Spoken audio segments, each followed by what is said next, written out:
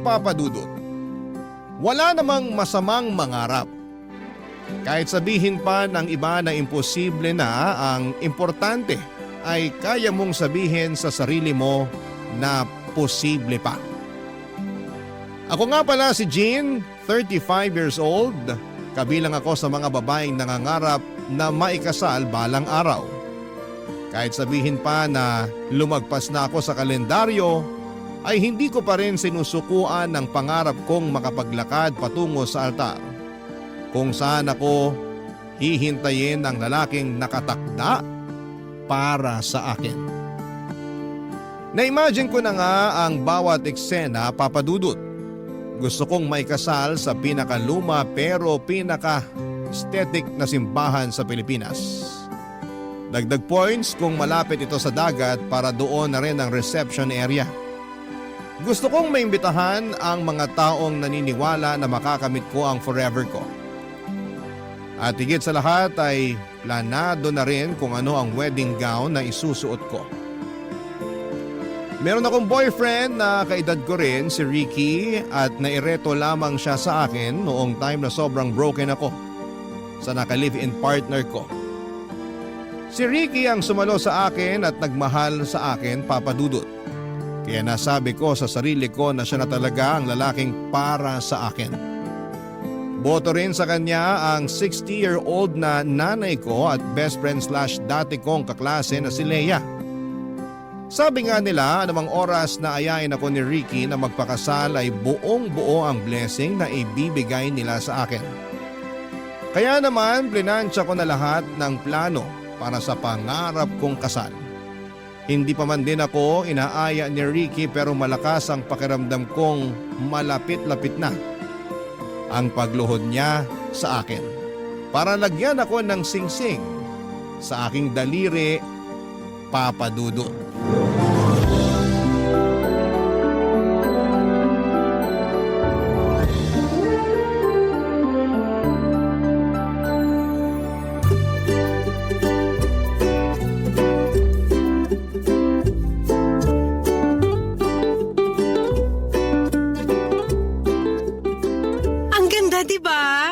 Nung model o nung wedding gown? Yung gown, ano ka ba? Linawin mo, pareho naman kasing maganda. Sa tingin mo bagay sa akin? Yung model o yung gown? Ito naman nakakainis na. Ano bang meron sa gown na yan? Nag-propose na sa'yo si Ricky, no? Ano? Nag-propose si Ricky? Si nanay naman nakakagulat. Biglang pumapasok sa eksena. Ano tong narinig ko na nag-propose na si Ricky? Kailan? Bakit? Baka bakit ka naman dyan, Nay? Parang katakataka naman na may lalaki magpo-propose sa akin. So nag-propose na nga sa'yo si Ricky? Saan? Kailan? Bakit? Isa ka pa. Hindi pa siya nagpo-propose. Bakit tumitingin ka na ng wedding gown kung hindi pa naman pala siya nagpo-propose? Window shopping? Oo nga. Bakit ka tumitingin ng wedding gown? Naka-sale ba ngayon kaya kailangan magmadali? Walang sale. Nakaramdam lang ako ng lukso ng dugo no makita ko tong wedding gown online. Lukso ng dugo?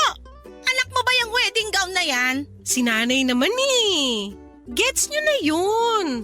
Unang kita ko pa lang sa gown na to, alam kong siya na. Hindi ko na to papakawalan pa. Dahil ang wedding gown na ganito minsan lang darating sa newsfeed mo. So bibilin mo na? Ipapabili ko kay Ricky. Hindi pa nga nagpo-propose sa'yo si Ricky, tapos pabibilhin mo na agad siya ng gown? Girl, singsing muna ang dapat na inaatupag niya, no? Tama si Leia. Singsing ang dapat inuuna ni Ricky. Yang gown, saka na yan kapag ikakasal na talaga kayo. Bakit kasi mauuna yung singsing? Bakit hindi pwedeng wedding gown muna? Yun nga ang mas nakikita sa mismong kasal kaysa sa singsing. Yun ang makikita ng mga bisita.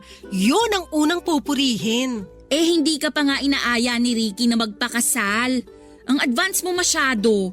Iniisip mo na agad kung paano pupurihin ng mga bisita yung wedding gown mo. Basta malapit na rin naman mag-propose si Ricky sa akin. Ramdam ko. Dahil na naman ba yan sa lukso ng dugo? Kanina pa lumulokso yung dugo ko sa'yo, Jean. Nakaka-high blood ka, ha? Bakit pa ayaw niyong magtiwala na magpo-propose sa akin si Ricky?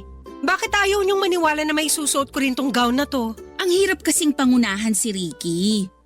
Ganito na lang. Abangan mo muna ang proposal bago ka ma-obsess dyan sa wedding gown na yan. Basta. Ipapabili ko tong gown na to kay Ricky. Sure na ako rito. Ito talaga ang gusto ko. Masyado kang maligalig ngayon. Sa mga susunod na araw, linggo o buwan, baka makahanap ka pa ng mas magugustuhan mong gown. Hindi na, Nay. Ito na talaga yung gusto kong gown. Wala na makakapagpabago sa isip ko. May message ko na yung nagbebenta nitong gown. Pinapareserve ko na. Wow! Ang lakas ng pananalig mo kay Ricky na aayain ka talaga niyang magpakasal ah. Magkano ba yung gown na napupusuan mo, ha? 75,000 pesos. Tax-free. 75,000? Tax-free?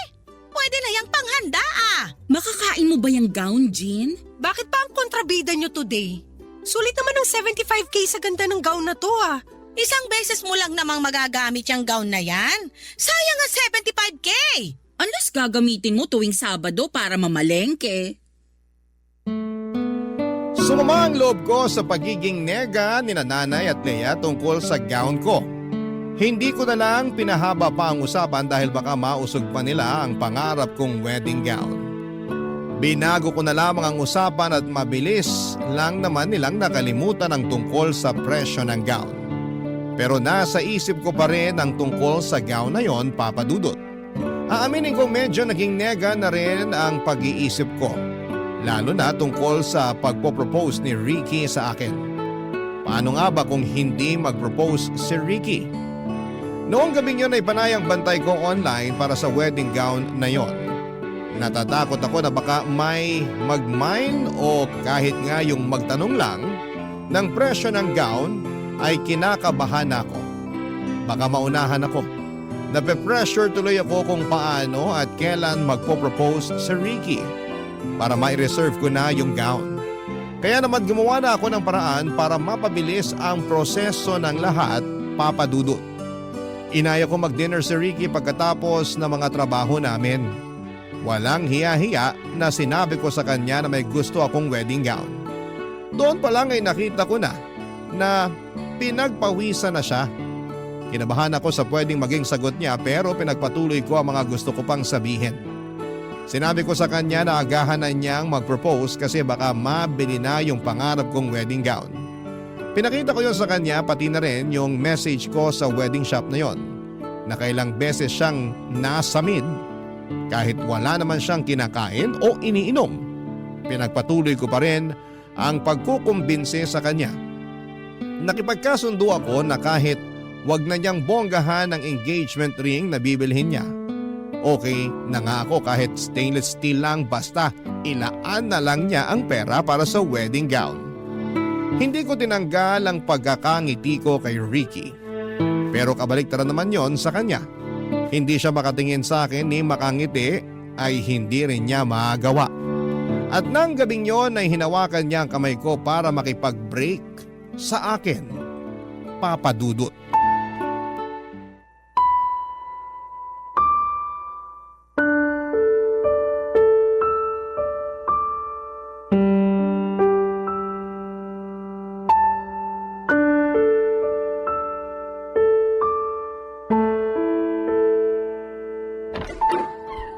Nay! Jean! Nay! Anong nangyari? Bakit ka umiiyak? Maupo ka nga muna. Tubig. Gusto mo ng tubig? Nahiwalay na po kami ni Ricky! Ano? Parang biglaan naman yata. Kasi binigla ko rin naman siya. Nako! Wag mong sabihin. Sabi ko sa kanya na mag-propose na siya bago pa mabili ng iba yung wedding gown na pangarap ko. Ay, anak naman! Na-pressure ko ata siya masyado. Kasi hindi na siya makatingin sa akin noon. Tapos hinawakan niya yung kamay ko. Akala ko yun na eh. Akala ko magpo-propose na siya pero sabi niya mag-break na lang kami. Kasi nga pinilit mo siya mag-propose. Hindi. Kasi pinilit ko siyang bilhin yung wedding gown. Ang mahal naman kasi nung wedding gown na yun, anak. Hindi lang naman dahil sa presyo ng wedding gown yun, Nay. Halatang hindi pa siya ready na pakasalan ako. Wedding ganon. O talagang nape-pressure lang siya sa presyo ng gown? Alam mo naman na may mga lalaki na sumasama ang loob kapag hindi nila nabibili yung gusto ng nobya nila. Sinabi ko naman sa kanya na pwedeng hati na lang kami sa gasto sa gown. Sinabi ko nga sa kanya na nakapag-down na ako ng 5K sa gown eh. Nag-down ka? Just lang yun, Nay. Para ma-pressure na siya. Para wala na siyang kawala. O para wala nang kawala yung wedding gown mo? Pareho! Kaso siya naman tong kumawala sa relasyon namin. Nasaktan ako sa hiwalayan yun ni Ricky. Alam mo namang napamahal at nasanay na rin ako sa kanya. Pero sana anak, alam mo rin yung mali mo. Dapat ba humanap na lang ako ng mas murang gown? Dapat hindi mo siya pinressure. Walang napapala ang mga taong nagmamadali. Madalas, natitisod sila at nasusugatan. O, tingnan mo nangyari sa'yo ngayon. Okay na rin ako, Nay. At least nalaman ko na habang maaga pa. Hindi naman talaga siya ready para sa akin. Nabigla lang yon. Bigyan mo lang ng ilang araw. Baka makipag-ayos na rin siya at malay mo. Baka maisip niya mag-propose na rin sa'yo. Malay mo lang yon, ha? Ayaw kitang umasa. Hindi na po yan mangyayari, Nay. Klaro niyang sinabi sa akin na hindi pa siya handang magpakasal. May mga tao naman kasi talaga na hindi agad-agad magiging ready magpakasal. At sinabi rin niya na hindi ako ang babaeng handa niyang pakasalan. Teka, ibang usapan na yan. Ilang beses kong pinaulit sa kanya yung mga salita niya. Baka kako namamali lang ako ng interpretasyon, pero hindi. Parehas kami nang naiisip. Hindi niya ako gustong pakasalan. Ako lang kasi yung available sa ngayon. Malas ko kasi ginawa lang niya akong option. I'm sorry, anak. Akala ko naman totoo na yung pagmamahal niya sa'yo. Akala ko rin, Nay eh. Akala ko rin. Nay, may 5K ka ba dyan? Para saan? Ipi-PM ko na yung siya para makapag-down na ako sa wedding gown ko. Kahit wala si Ricky, bibiling ko pa rin yung pangarap kong gown. Anak, masyadong mataas ang emosyon mo ngayon. Palipasin mo muna. Nadadala ka lang ng lungkot mo. Pingin na ng 5K, Nay. Please. Saka na kita bibigyan kapag may lalaki nang nag-propose sa'yo. Nasaktan ako sa huling sinabi ni Nanay Papa Dudut. Alam kong napikon na rin siya dahil sa mga iniisip ko. Bakit nga naman ako bibili ng wedding gown kakagaling ko lamang sa hiwalayan.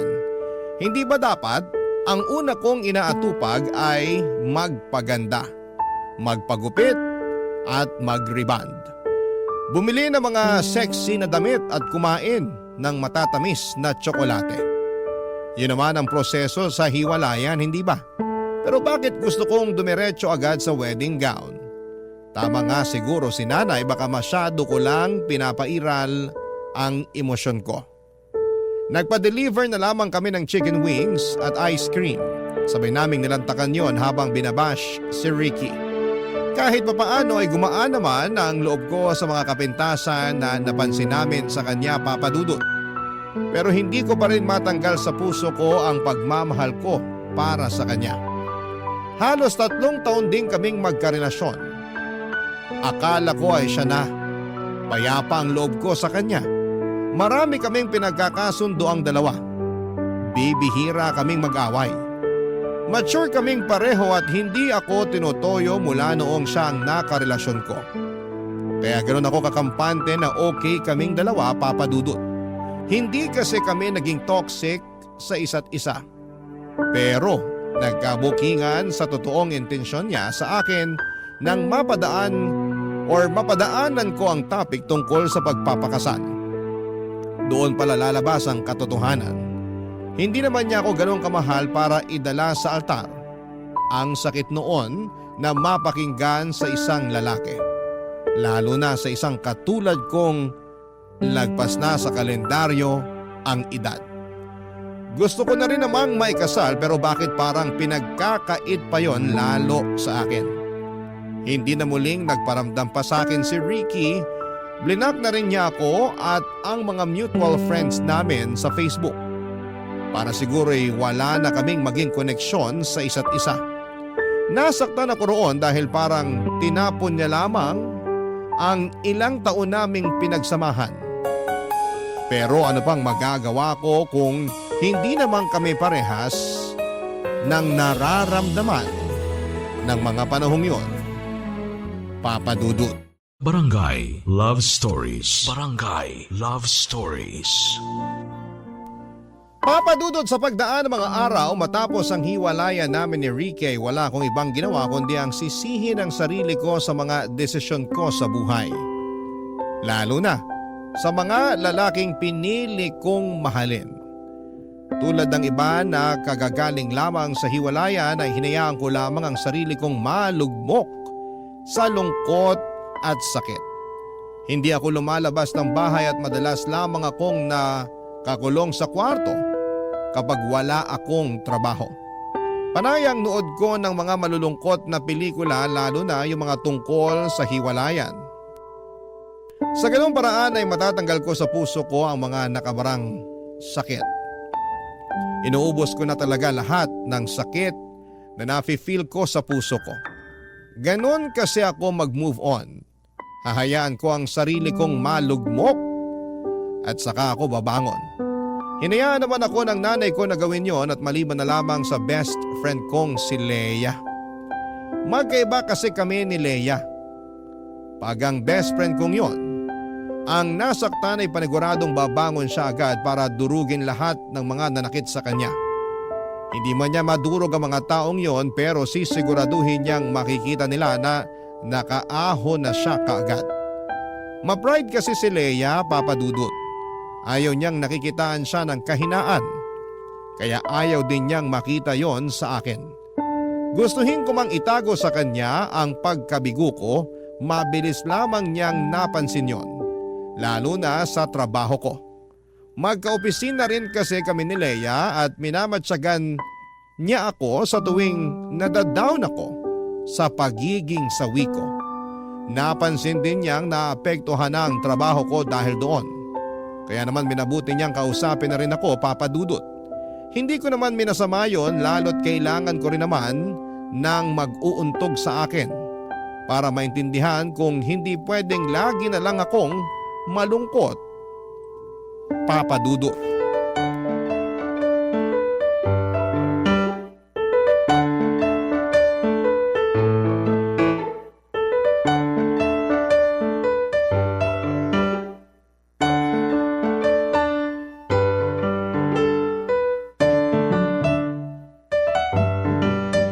Uy, bakla ka. Bakit? Ikaw ba kailan titigil sa sad girl era mo ha? Soon. Dapat soon na talaga. Naapektuhan na yung trabaho mo. Hindi pwedeng ganun.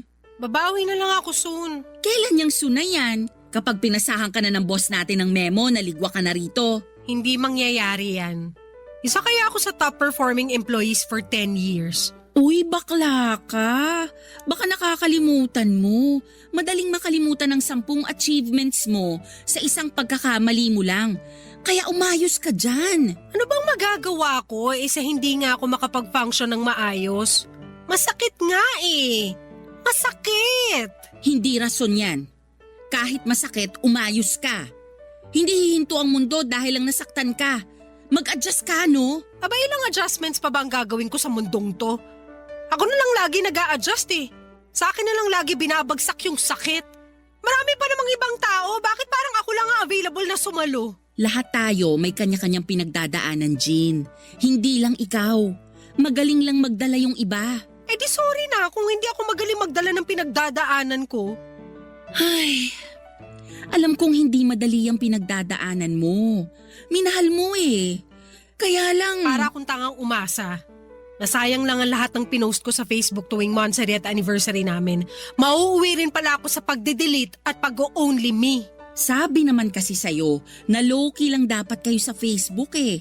Hindi ko naman sinasabi na pakasalan na niya ako agad. Pero pressure mo siya na bilhin yung wedding gown mo. Kasalanan ko ba kung dahil doon ay na-pressure siya? Pinatunayan niya lang sa akin na hindi niya ako gustong pakasalan. At mabuti nang nalaman mo agad. Ngayon, makaka-move forward ka na. Mas malawak na ngayon ang space sa buhay mo para makapasok yung tamang lalaki para sa'yo. Alam mo, kahit matino yung advice mo, hindi ko pa rin yan iintindihin. Broken ako eh. Ang iintindihin ko lang yung galit ko kay Ricky. Sinayang niyang ilang taon ko. Sana hindi na lang niya ako niligawan at nilandi. Paano kung nakasalubong ko na pala yung the one para sa akin? Kaya lang taken na ako kaya hindi ko siya napansin. Kahit habang buhay mo pa siyang sisihin, wala ring mangyayari. Wala na tayong ibang dapat gawin kundi umusad. Alam ko na! Ang alin? Pautangin mo ako ng 5K. 5K? Uy, hindi porket broken ka, uutang ka na ha? Dali na! Gusto mo akong makamove on agad, di ba? Pang travel mo? Down payment ko sa pangarap kong wedding gown. At paano makakatulong sa iyo ang gown na yon para makamove on ka? Hindi ba mas lalo ka lang mahihirapan? Kasi may paalala sa'yo na single ka, pero bumili ka na ng wedding gown? Paraan ko to ng pagmamanifest. Kapag nakita ng langit na pursigido ako maikasal, mapipilitan tong ibigay na sa akin si the one. Gets mo? At wedding gown ang solusyon sa manifestation na yan? Mahihiya na ang langit na tanggihan ako kapag nakabili na ako ng gown. Okay, ganado na ako mag-work. Asan na yung mga email na kailangan kong basahin?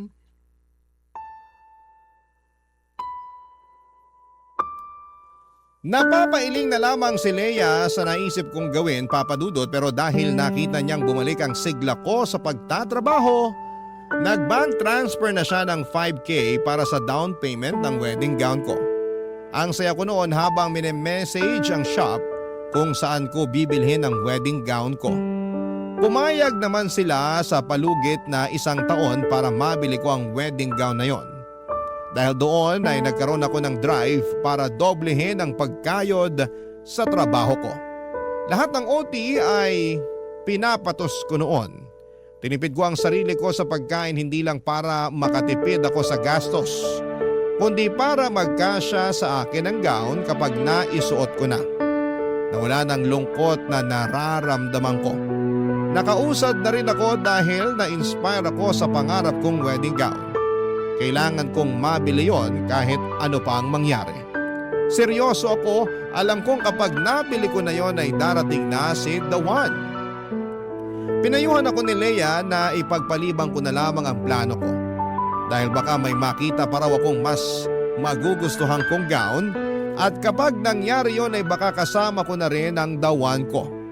Baka nga raw yung the one ko pa ang bumili ng wedding gown ko para sa akin, pero kinontra ko yon. Sinabi ko sa kanya na kaya ko namang bilhin ang gown na pangarap ko. Paghihirapan ko yon at hindi ko iaasa sa kahit na sinong lalaki dahil ako naman ang magsusuot noon. Ako naman ang may pangarap doon.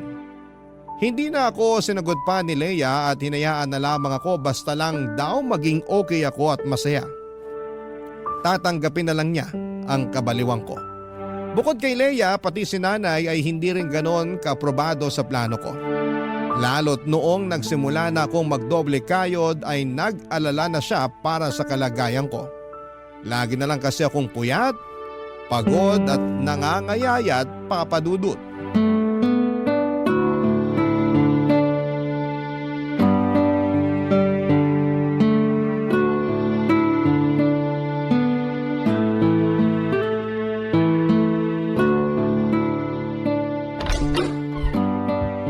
Nay, bakit gising pa kayo? Hinintay kita na makauwi. Sabi ko naman sa inyo na malilate ako ng uwi. Kaya sana hindi na kayo naghintay sa akin. Napuyat patuloy kayo. Nag-aalala ako sa'yo, malamang. Halika, ilapag mo na yung bag mo dyan, natabihan mo ako dito sa sopa. Mag-usap tayo. Okay po. Ikaw naman. Hindi ka man lang nag-reply sa mga text ko sa'yo kanina. Nasa locker ko po kasi yung cellphone ko para hindi ako madistract sa trabaho ko. Marami kasi akong kailangang tapusin eh. Gaano pa ba karami ang trabahong kailangan mong tapusin? Naapektuhan na kalusugan mo dahil sa kakatrabaho mo ng walang tigil. Magpahinga ka rin. Kahit day off mo pumapasok ka. Mas malaki kasi ang bayad kapag pumasok ako sa rest day ko, Nay. Mas malaki rin ang bayad mo pag pina-ospital ka dahil hindi ka nagpapahinga. Nakakapagpahinga naman po ko, Nay. OA nito. Anong nakakapagpahinga? Nalaman ko kay Leia na kahit lunch break mo nagtatrabaho ka. Parang po matapos na agad yung mga trabaho ko. O baka gusto mong matapos na agad ang buhay mo? Sinanay talaga. Hindi pa matatapos ang buhay ko kasi ikakasal pa ako. Ano ba yung sikat na sinasabi ng mga kabataan ngayon? Delula? Delule ba yun? Delulu po. Ayan ka! ka, Delulu. Aba, Nay, ayaw niyong maniwala na ang kaisa-isa niyong anak ikakasal balang araw? Naniniwala naman ako, pero ginagawa mong imposible dahil sa mga ibang kahibangan na ginagawa mo. Kahibangan na ba mag-uti sa trabaho? Kahibangan yung bibili ka ng gown, pero wala ka pa namang aasawahin. Grabihan naman sa aasawahin. Seryoso ako. Ikaw nga gumising-gising na riyan sa mga kalokohan mo. Alam kong nasasaktan ka pa rin sa hiwalayan yun ni Ricky. Naka-move on na ako. Andito na nga ako sa pag-iipon stage para sa wedding gown ko eh. Hindi naman pwedeng mauna ang wedding gown kesa sa mapapangasawa. Ibang mindset ko si inyo, Nay. Wala kang kaparehas na mindset. Ikaw lang yan. Eh di ako ang magpapauso nito. Ako ang magiging inspirasyon ng mga kababaihan na laging sawi, pero umaasa pa rin na balang araw makakapagsuot din sila ng wedding gown. Anak. Pwede bang hayaan nyo na lang ako, Nay? Hayaan nyo na lang ako sa pagiging delulo ko. Ayaw lang kitang umasa at masaktan. Umasa at nasaktan ako Sasagarin ko na. Kaya nga gumagawa na ako ng paraan ngayon para makaahon ako Tapos binabagsak nyo naman ako. Hindi kita binabagsak. Inaalalayan pa nga kita sa mga desisyon mo sa buhay Hindi ko kailangan na alalayan nyo ako. Suporta lang at tiwalang kailangan ko sa inyo. Ano ngayon kung matisod at magkamali ako? Ibabangon ko pa rin ang sarili ko. Suportahan nyo lang ako. Yun lang ang kailangan ko. Desidido ka na ba talaga sa pagbili ng wedding gown na yon? Opo. Wala na akong ibang gustong gawin kundi ang maisuot ko na yon. Kahit wala ka pang mapapangasawa. Kahit wala pa akong mapapangasawa. May isa lang akong pakiusap sa'yo. Ano po yan, Nay? Ingatan mo ang kalusugan mo para makita pa kitang suot ang pangarap mong wedding gown. Tumango ako sa naging tanong ni nanay at sinuklian na lamang niya yon ng tipid ng ngiti. Hinayaan na lamang niya ako papadudot. Pinilit na lang niya akong kumain bago ako magpahinga. Pinagbigyan ko naman siya papadudot kahit na hindi ako gutom noon. Sa totoo lang ay parang hindi na ako nakakaramdam pa ng gutom dahil masyado ko nang iniisip ang pagtatrabaho. Nasanay na lamang ang katawan ko na laging nakaharap sa computer at hindi nakaharap sa pagkain. Napansin na kasi ni nanay ang pangangayayat ko. Dinaan ko na lamang sa vitamins at tubig ang lahat. Aminado naman akong hindi ganong kadali ang ginagawa ko at malaki pa ang kailangan kong bayaran para sa wedding gown ko. Pero hindi ko yon susukuan kahit gaano pa yon kahirap papadudot. Hindi na namin muling napag-usapan ni nanay ang tungkol sa pagbili ko ng wedding gown. Kontra man siya sa plano ko pero sinabi niyang ipagdarasal niya na mapaaga ang pagkuha ko ng wedding gown para maging masaya na akong tunay. Bata pa lamang ako ay totoong pangarap ko ng maikasal papadudot. Lagi akong nangunguna sa pagpepresenta bilang bride sa tuwing naiisip naming magkakalaro na magkasal-kasalan. Kahit nga hindi ko gusto yung napili nilang groom, para sa akin ay wala akong pakialam. Maglalagay pa ako ng puting punda ng unan sa ulo ko para kunwari ay belo ko yon. Isusuot ko rin ang bestida ko na pangsimba at itatakas ang sandals na may takong ni mama. Pipitas ako ng maraming pulang gumamela para maging bouquet ko. Ipapasalo ko naman yon sa mga kalaro ko. Pero bago pa man din nila masalo, papadudod ay nagkakawatak-watak na ang mga gumamela. Tinakot pa ako ng dating kalaro ko na malas daw kapag nagkawatak-watak ang ihahagis na bouquet. Ibig sabihin daw noon ay hindi pwedeng ikasal ang babae. Yun ba ang dahilan kung bakit lagpas 30 na ako ay hindi pa ako nakakalakad sa altar? Papadudot. Barangay Love Stories. Barangay Love Stories. At dahil nga sa may isang taon ako para makabayad na sa pinareserve kong gown kaya kinailangan kong sumideline. Kahit ano na lamang ay tinatrabaho ko papadudot. Kahit maliit lang ang bayad ay tinatanggap ko. Nagbenta ako ng chicherya sa trabaho at sa mga kapitbahay ko. Ilang beses nga akong nasita sa trabaho dahil bawal daw yon. Kaya naman ginagalingan ko na lamang ang pagtatago. Umextra din po ako tuwing my children's party bilang assistant ng isang kamag-anak kong clown. Hindi lang yan ha, tumanggap na rin po ako ng labada sa mga kakilala ko. Ginamit ko ang napanalunan kong washing machine sa raffle sa trabaho. Marami pa akong ibang ginawang trabaho pero hindi pa rin naging sapat yon dahil masyadong malaking halaga ang kailangan kong bayaran para sa gown. Naisipan ko ngang mag-loan sa bangko kaya lang kapag naiisip ko kung gaano kalaki ang interest noon ay napapatras na lamang ako. Di bali nang pag-ipunan ko at matagalan ng pagbabayad, ang importante ay pinaghirapan ko naman. Panay na nga ang kantsaw ng mga tao sa akin. Para raw akong may binubuhay na 100 mga anak. Pinagsabi ko na kasi ang dahilan ko ng pagtitriple ng kayod. Marami ang nagsasabi na ginagawa ko lang daw na tanga ang sarili ko. Prangka nilang sinabi na walang pupuntahan at manghihinayang lamang ako sa huli kapag nabili ko na ang gown tapos wala naman pala ang papakasalan ko. Aaminin kong nakaka-down yun pero pinakita ko sa kanila na mali sila. Naisip ko na isa lang sila sa mga hadlang para makamit ko ang mga pangarap ko. Pinadala lang ang mga kontrabidang ito ni Lord para subukin kung hanggang saan aabutin ang pasensya at kagustuhan kong mabili ang pangarap kong gown. At higit sa lahat ay ito ang sukat at basihan ni Lord kung handa na ba ako sa ibibigay niyang lalaki na papakasalan ko balang araw. Hindi ko yun susukuan kahit magkamatayan pa, Papa Dudut.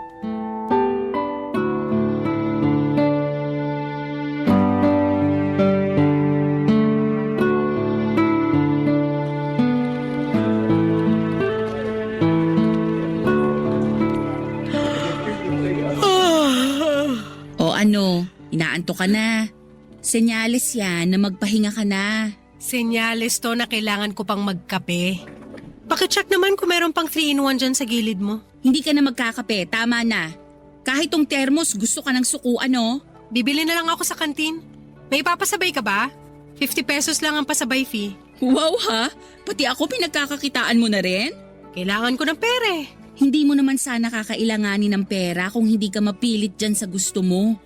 Pwede namang ipagpaliban muna ang pagbili ng wedding gown. Akala ko ba na pag-usapan na natin to? Di ba okay na sa'yo na bilhin ko yung wedding gown na yun? Kasi akala ko madadalian ka lang sa pagkuha ng pera para mabili yon. Pero sa nakikita ko ngayon, parang mali ako. Para ka ng zombie na hindi sabik sa utak kundi sabik sa kwarta. Lahat naman tayo sabik sa pera. Ikaw hindi ba pangarap mo magkaroon ng sarili mong DSLR? Di ba nga pinag-iipunan mo rin yon para magamit mo na sa bakasyon mo next year? Sa akin naman kasi, siguradong magbabakasyon ako. Eh ikaw? Ang mapanakit mo naman doon. Ako, naniniwala na matutuloy ang bakasyon mo at makukuha mo pa ang DSLR mo. Pero sa akin, ayaw mong maniwala na mabibili ko ang wedding gown ko? Pwede mong mabili ang wedding gown mo. Pero hindi ka naniniwala na merong magpapakasal sa akin kapag nabili ko ng wedding gown ko. gusto kong maniwala. Pero Kung gusto mo talaga maniwala, tanggalin mo yung pero. kaya mo pa ba? Oo naman. Ngayon ka pa ba magdududa? Nagkakasakit ka na dala ng pagod at puyat. Pag ang katawan mong bumigay, sa ospital lang mapupunta yung ipon mo. Grabe ka namang manakot. Hindi ako nananakot ha. Pero yan lang ang pwede mong kabagsakan kapag hindi ka matuto na magpahinga at maghinay-hinay. Nagpapahinga naman ako. 3 oras na tulog? Ano ka pinaglihi sa motel? Nagsumbong na naman ba sa'yo si nanay? Nag-aalala lang sa'yo ang nanay mo. Hindi na niya alam ang gagawin niya kaya nagsabi na sa akin. Ang tigas din kasi ng ulo mo. Hindi matigas ang ulo ko. Pursigido lang talaga ako sa pangarap ko. Pangarap mo na pwede namang isang tabi muna. Hindi naman urgent. Hindi dapat iniisang tabi ang pangarap. Kasi kapag iginilid mo yan, may makakahanap na iba. Paano kapag naisipan ko ng balikan? Pero may nakadampot na pala. Paano ko? Paano ka? Baka para ka sa ibang pangarap. Kasi kung para sa'yo yon, gagawa ng paraan ng Diyos na ireserba yun sa'yo. Pero hindi ganun ang kalakaran sa wedding shop na gumawa sa wedding gown ko. Kung hindi ako magmamadali na bilhin yon, siguradong may ibang babae na kahablot nun. Lagi ka talagang may panlaban sa pangungontra ko. Ipinaglalaban ko lang ang pangarap ko. Ay, bibili ka pa ba ng kape sa kantin? Bakit magpapasabay ka ba? Pabili na lang ako ng tissue. Oh, etong 500 pesos. Wala ka bang barya? 15 lang isang rolyo ng tissue eh. Susungitan na naman ako ng tindera sa kantin nito. Keep the change na. Hoy! Bakla? Seryoso ba? Gusto kong makatulong sa pangarap mo. Ayan ha, bayad na ako sa pasabay fee. Ngumiti sa akin si Leia habang nangingilid ang mga luha ko sa mata. Hindi ako makapaniwala na pwede pa rin pala akong pakitaan ng suporta ni Leia kahit na ilang beses na niya akong kinontra. Nagmadali na akong pumunta sa kantin para bumili ng kape at tissue. Pagkabalik ko ay nakipagkwentuhan sa akin si Leia at hindi tungkol sa wedding gown kundi sa ibang sideline ko. Lalo na yung pagiging assistant ko sa isang clown. Pinagtawanan na lamang naming pareho yon dahil puro ako kapalpakan. Gumaan kahit papaano ang loob ko habang pinag-uusapan namin ni Leia ang mga sideline ko. Sinabi niya sa akin sa dulo ng usapan na isasama niya ako sa mga novena nila ng lola niya para mapabilis daw ang pagsagot ni Lord sa kahilingan ko. Sapat nang marinig ko yon mula sa best friend ko. Sapat na sa akin ang dasal para makayanan ko pang ilaban ang pangarap ko. Kung pangarap lang din ang usapan ay hindi ko nabanggit sa inyo nung una pero meron po akong isang pangarap na gusto kong mabigyan ng katuparan. Yon ay ang pangarap ni nanay na makita akong ikasal. Hindi na niya marahil matandaan pero noong bata pa lamang ako ay napag-usapan nila ng lola ko na gusto niyang maabutan ng araw na makapagsusuot ako ng wedding gown at makakalakad sa altar. Sa ganung paraan daw ay mapapayapa ang kanyang kalooban dahil meron ng isang lalaki na mag-aalaga at magbibigay ng lahat ng pangangailangan ko. Para nga akong kinurot sa puso nang idagdag ni nanay na kapag nangyari yon ay handa na siyang sumunod sa tatay ko sa kabilang buhay dahil hindi na niya kakailanganin pang problemahin kung sino ang magmamahal sa akin. Hindi ko yon binanggit kailanman kay nanay, siguro'y nakalimutan na rin niya yon. Pero kahit kailan ay natatandaan ko yon, Papa Dudut.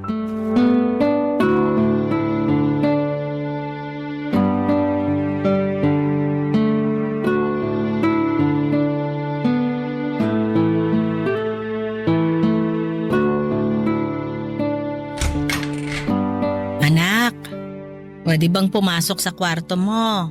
Sige lang, Nay. Kanina pa nagsisimula ang balita sa TV. Ayaw mo ba akong samahang manood? Pass muna ngayong gabi. Hindi pa ako tapos mag-budget eh. Gabi-gabi ka na lang nagbabudget ah. Ilang gabi ka nang hindi updated sa mga showbiz happening. Ipahinga mo muna ang utak mo sa pera. Halika muna ron sa sala. Sunod na lang ako. Yan din ang sabi mo nung isang gabi. Pero natapos na yung balita, hindi ka pa rin sumunod. Importante kasi to, Nay. Medyo nalihis ng konti yung ipon ko eh.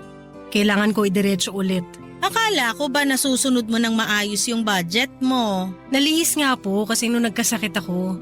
Napabili tuloy ako ng maraming tissue, salabat, mga gamot para sa ubod sipon. Tapos niresetahan pa ako ng doktor ko ng vitamins para sa dugo. Yan naman kasi ang sinasabi ko sa'yo, di ba? Hindi ka kasi marunong magpahinga. Imbis na hindi nalihis ang ipon mo, ayan tuloy, napunta lang sa gamot. Pasalamat pa rin po ako na hindi ako na ospital. Gamot lang sapat na. Natawa ka pa. Kapag hindi ka pa tumigil sa kakangarag sa katawan mo, sigurado akong dextrose na makakaharap mo. Huwag mo namang ipagdasal na, ikaw talaga. Hey, paano na yan? Kaya ko itong ayusin, Nay. Kalma ka lang dyan. Magkano lang naman yung nabawas? Tsaka sa linggo, may e-extrahan ulit ako na children's party. Doon na lang ako babawi. Pero sa linggo na rin ang birthday ng tatay mo. Baka lang nakakalimutan mo. Ay, oo nga! Ay nako, nakalimutan mo nga. Kung nasaan man ang tatay mo ngayon, nagtatampo na siya sa'yo. Ganito na lang, Nay. Ikakain ko na lang siya ng cake sa birthday party. Doon ko na lang isa-celebrate. Sumama ka na lang din kaya. At least makakatipid tayo kapag nakigamit tayo ng birthday party ng iba. Kung ano-ano naiisip mo. Maiintindihan naman ni tatay kung hindi tayo makakapag-celebrate ng birthday niya sa linggo. Isang birthday lang naman yun. Yearly naman ay nakakapag-celebrate tayo. Maliban ngayong taon. Maiintindihan ako ni tatay. Alam niya na may pangarap ako na gustong matupad. Alam niya kung bakit ko kailangan gawin to. Ay, alam mo ba, nung magnobyo at nobya pa lang kami ng tatay mo, pinangako niya sa akin na bibilan niya ako ng napakagandang singsing. Yung singsing daw na pang prinsesa. Hindi ko po alam yung kwento na yan Ewan ko ba, dahil sa tagal na rin siguro kaya nakalimutan ko na. Naalala ko lang bigla dahil sa pagiging porsigido mo na mabili yung pangarap mong wedding gown. Naalala ko sa iyo ang tatay mo. Parehas talaga kayo. Tapos na anong sunod na nangyari sa kwento ni tatay tungkol sa singsing? Mula nung nakita niya yung singsing na narimata sa sanlaan, kung ano-anong trabaho na ang pinasok niya. May kamahalang kasi yung singsing. Antigo ata. Nagbebenta siya ng taho sa umaga bago pumasok sa trabaho niya ng 10:00. Nagbebenta rin siya ng yosi at candy sa trabaho niya. At sa gabi, nagbebenta siya ng balot at yosi. Tuwing day off niya, sinasamahan ko siyang magbantay ng mga itik ng tsuhin niya. Ilang buwan niyang ginawa yon. At nabili niya yung singsing? Hindi. Sayang naman po ang effort ni tatay. May nakabili na kasi nung singsing. Naunahan siya. Yan ang sinasabi ko Kaya kailangan magmadali. Kapag gusto, gumawa agad ng paraan. Gumawa naman ng paraan ng tatay mo. Kaya lang, baka hindi para sa akin yung singsing na yon. Pero pangarap ni tatay na mabili yun para sa'yo. Oo, pero alam mo ba, makalipas ang ilang buwan, nakakita kami ng singsing na pareho naming nagustuhan. Hindi pang prinsesa tulad ng una niyang plano. Pero nagustuhan ko yon at bumagay sa mga payat na daliri ko. At binili na po ni tatay yon. Nabili pa niya sa mas murang halaga. At doon na rin niya ako inayang magpakasal. Gamit ang singsing na yon. Gamit ang pagkakataong yon. Aww, ang sweet ni tatay. Sana all. Minsan talaga, hindi bibigay ng Diyos ang plano natin dahil meron siyang hinandang mas magandang plano para sa atin. Parang alam ko na kung saan papunta tong usapan. Na ayaw ni Lord yung plano ko na bilhin yung wedding gown, tama ba? Hindi ko alam ang plano ng Diyos. Siya lang ang nakakaalam nun. Ang alam ko lang ay ang plano mo. At susuportahan pa rin kita sa plano na yan. Bahala na kung saan ka makarating pagkatapos niyan. Salamat, Nay. Kaya, binibigay ko na sa'yo ang singsing na binili ng tatay mo para sa akin. Ang engagement ring ko. Ibenta mo to, anak. Makakadagdag din ito sa ipang bibili mo sa pangarap mong wedding gown. Kunin mo na. Pero Nay, bigay sa'yo ni tatay to. Pangarap niya to noon. Natupad naman na ang pangarap naming pareho ng tatay mo. Ang ikasal gamit ang singsing na yan. Ayos na ako ron. Sigurado rin akong ayos na ang tatay mo sa naging kwento namin noon. Kaya ipapasa ko na sa iyo ang singsing na to para magamit mo naman sa pangarap mo. Inabot sa akin ni nanay ang engagement ring niya na binili ni tatay. Pilit ko yung binabalik sa kanya pero nagpumilit si nanay na ibenta ko o isangla para may pandagdag ko na pangbili para sa wedding gown ko. Pagkatapos noon ay lumabas na siya ng kwarto para manood ng balita. Sinabi ko sa kanya na susunod ako pero hindi ko ginawa yon. Nahulog na kasi ako at nakulong sa pag-iisip habang nasa palad ko ang singsing ni nanay. Napadalawang isip na ako kung tama pa ba na ituloy ko ang pagbili ng pangarap kong wedding gown.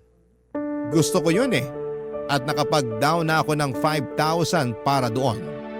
Kahit wala akong karelasyon pero ginagawa ko yon para sa sarili ko. Simbolo yon ng pagmamahal ko para sa sarili ko. Simbolo yon na hindi ko kailangan ng isang lalaki para mabigyan ako ng mga pangarap kong bagay. Simbolo rin yon ng pangarap ko. Pangarap na maikasal balang araw. Kaya lang naisipan ko rin ang kwento ni nanay at tatay. Umikot yon buong magdamag sa isipan ko. Paano nga kaya kung merong mas magandang plano si Lord para sa akin? Tulad ng ginawa niya para sa mga magulang ko. Paano kung talagang gustong sirain ni Lord ang naplano ko dahil alam niyang merong mas makakabuting plano na hinanda na niya para sa akin? Hindi ba para sa akin ang wedding gown na yon? Meron pa ba akong ibang wedding gown na mabibili? O baka ang mapapangasawa ko na ang bibili noon para sa akin? Naguguluhan po ako noon sa sitwasyon ko. Gusto kong humingi ng tulong sa inyo bago ako magpasya. Ano po ba sa tingin ninyo ang dapat ko na gawin? Umaasa akong makakatulong ang lahat ng tagapakinig ng nangungunang programa ng Barangay LS na Barangay Love Stories sa problema ko. Bibilhin ko ba ang pangarap at gusto kong wedding gown? O ipagpapalibang ko yon at abangan na lang ang susunod na mangyayari sa mga susunod na araw. Maraming salamat po sa inyong lahat. Ako po ang inyong kapuso at kabarangay forever, Gene. Dear Papa Dudut, magandang araw sa inyo at sa mga ka-forever at kahabang buhay. Ako nga pala si Vanessa, 35 years old, na pangasawa ko ang beshi waps kong si Marvin. Kaedad ko rin siya, 10 years old pa lamang kami nang maging matalik kaming magkaibigan. Kaya naman masasabi kong kilalang-kilala na namin ang isa't isa. Tanggap ko nga rin po ang pagkabakla ni Marvin. Opo, isang binabae ang napangasawa ko pero hindi yon naging hadlang para mahalin ko siya. Hindi yon naging hadlang para makita kong magiging mabuti siyang asawa. Mabilis lamang ang mga pangyayari. Isang araw ay nagulat na lamang ako na inamin sa akin ni Marvin na gusto na niyang maging straight at mag-asawa ng babae.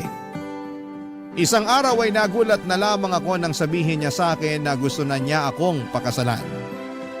Wala pa kaming relasyon noon pero sinabi niyang maitatawid namin ang pagsasama namin dahil matibay ang pundasyon ng pagkakaibigan namin.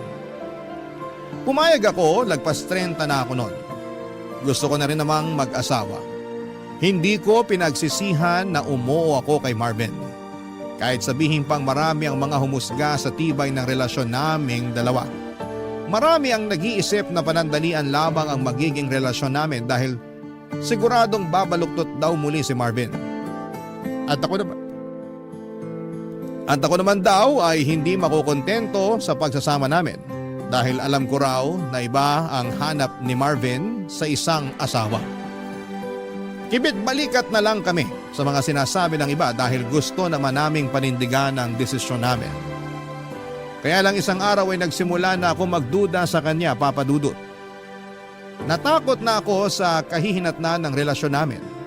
Nangyari yon nang tulungan ko siyang mag-ayos ng mga gamit niya isang buwan pagkatapos naming ikasal, Papa Dudut.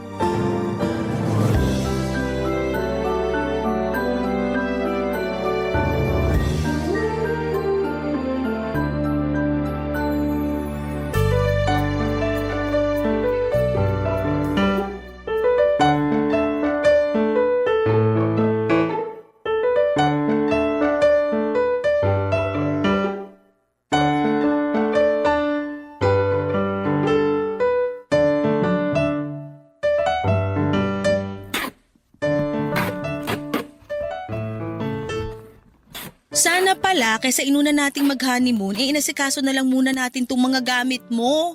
Natambakan tuloy tayo ng gagawin ngayon. Late din kasi pinadala ni Mama itong mga gamit ko. Mas inuna kasi nila ni Papa na mag-honeymoon. Competitive sila ha. Nakikisabay sa honeymoon? Bagong kasal lang yan? Tinetesting lang yung mga tuhod nila kung lumalaban pa. Isusumbong kita pag nakita-kita tayo next month. Ipapahamak ko talaga ang asawa mo? Kaya mo yun? Asawa? Oh, bakit? Naninibago lang. Naninibago pa rin. Isang buwan na tayong kasal ah. Sanay ako bilang beshiwap mo. Alam mo yan. Pwede pa rin naman tayo maging mag-beshiwap eh. Magandang araw na maging mag-best friend na mag-asawa. Pampatibay ng relasyon. Hindi ba tiwala ang nagpapatibay ng relasyon? Akala ko nga chismis ang pampatibay ng relasyon eh. Ay nako, tapusin na nga lang natin tong pag-ayos ng gamit mo para makapagpahinga na tayo. Mabuti pa nga para makapagkadal na mamaya. Sayang ang lamig ng panahon kung hindi mapapakinabangan. Char! Huwag ka na nga magsabi ng char. Baka may makarinig at sabihin na pumipitik na uli ang mga daliri mo. Ay wala akong pake. Char! Ewan ko sa'yo. Pag ikaw nahipa ng hangin pabalik sa dating kasarian mo, naku lang talaga. Abot mo na nga sa akin yung karton dyan sa tabi mo para masimulan ko ng iligpit laman yan. O heto, dahan-dahan ha. Mabigat to. Ano ba laman itong karton na to? Napakabigat. Hindi ko natanda. Check mo na lang. Ano nga ba laman ito? Make-up? Bestida? High heels? Ah, yan pala laman yan box. Doon mo na lang ilagay sa dulong cabinet kasama ng mga ibang abubot ko. Bakit meron ka pa rin itong mga to? Bakit ko naman kasi itatapon yan? Pwede pa naman yan magamit. Bago pa nga ang iba dyan eh. Lalo na yung mga makeup. Balak mo pa rin bang gamitin tong mga to? Pwede mo namang gamitin. Halos magkasing tangkad at magkasing katawan naman tayo. Kasya sa'yo yung mga yan. Ang iksi ng mga bestida mo. Hindi ako nagsusuot ng ganito. Takot ka bang kabagin dahil sa sobrang iksi? Isuot mo na lang kapag summer. Pag magbabakasyon tayo sa probinsya namin. Ipamigay mo na lang. Hindi naman ako nagsusuot talaga ng ganito. Kung ayaw mo isuot, itago mo na nga lang yan doon sa dulong cabinet. At bakit kailangan pa nating itago hindi naman na magagamit? Sayang lang yung space sa cabinet para sa mga to. Ipamigay na lang talaga. Ayoko ipamigay kasi pinaghirapan kong bilhin yan. Branded kaya yung mga yan. Itago na lang para may remembrance ako kung ayaw mong gamitin. Remembrance? Gusto mo pa rin talagang maalala nakaraan mo? Parte na ng pagkatao ko nakaraan ko. Issue ba sa'yo ang kasarian ko noon? May problema ba? Wala naman. Sige, lalagay ko na lang to sa dulong cabinet. Baka magbagong isip ko at magamit ko rin balang araw tong maiiksing bestida. Pati yung mga makeup gamitin mo na bago mag-expire. Bagay sa'yo yung mga shade na yan lalo na yung rose pink blush on at taupe contour. Mas babae ka pa talaga sa akin. Pula at pink lang ang alam kong kulay sa makeup.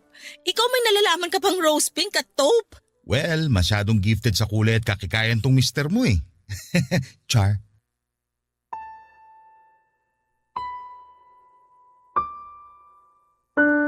Alam kong nagbibiro lang noon si Marvin sa pagbabakla-baklaan niya.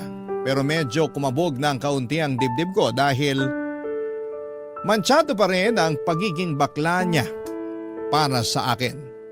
Recent lang kasi siya nagbagong buhay, Papa Dudut. Siguro'y doon pa lang ako noon nilamon ng mga sabi-sabi na mga kakilala namin na isang araw ay muling magbabalik loob si Marvin sa pagiging binabae. Para mawala ang pag-overthink ko ay nag-focus na lamang akong muli sa pag-aayos ng gamit ni Marvin, Papa Dudut. Marami pa ako nakita roon ng mga gamit niyang pangbabae. Hindi na lang ako umiimik at nilagay na lamang lahat sa dulong cabinet. Umaasa ako na hindi na yon magagamit pa ni Marvin. Umaasa ako na isang araw ay siya na ang magdidesisyon na ipamigay na lamang ang mga yon kesa gawing remembrance sa naging buhay niya noon. Natatandaan ko pa na kasama ako noon lagi ni Marvin na bumili ng mga damit na pangrampa niya. Ako lagi ang tumutulong sa pagbibitbit ng mga pinag-shopping niya para sa pageant na sinasalihan niya noon. Pati nga yung mga damit na isusuot niya para sa mga date niya. Ako rin, Papa Dudut, ang kasama niya sa pagbili noon. Nakakatawa lang na isipin na asawa ko na ang beshi waps kong bakla na mas babae pa kung umasta noon sa akin. Minsan nakakaduda talaga kung totoong gusto na niyang maging straight o nape-pressure lamang siya ng iba para yakapin ang una at totoong kasarian niya. Lalo na kapag may kasama siyang ibang lalaki. Lalo na yung alam kong tipo niyang lalaki. Lumakas ang kaba ko lalo na noong pinakilala niya sa akin ang bago niyang katrabaho na si Deo.